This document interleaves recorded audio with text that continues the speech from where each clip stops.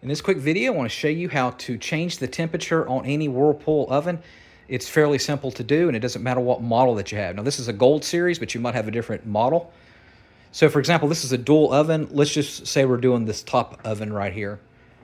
And so I got two rows here. This is the top oven, and then the bottom one is the bottom oven.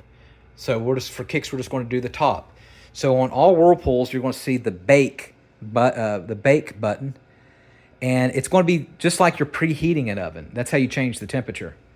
So, and I'll show you how to do it midstream. So the only thing you have to do is click bake right here. Right now it's automatically always set at 350. We're going to go to 450. So I'm just going to go 450, right? And then press start. Now right now it's preheating, but it's the same thing if it's already preheated. And what's going to happen is after it gets to 450 rather, then it's going to go beep, beep, beep.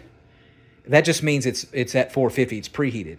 But let's say it's already on, and then midstream you want to lower it to 400. Only thing you have to do is just click cancel. So cancel. And then what I want to do is go bake again. And then I'm going to go 400. And I'll click start. So midstream now we're at 400. And it should already be preheated. So in other words, it's going down from 450 to 400. But now if you were to go up, let's say you want to go up to 450 from 400. Right now we're at 400, and I put 450, let's say. Then what's going to happen is it's still preheating, but it's still cooking at this. It's still, the temperature in that oven is still going up to 450. And then you will hear a beep when it gets to 450, but it's still baking because you're just changing temperatures midstream. And of course, to turn off, only thing you have to do is just click cancel.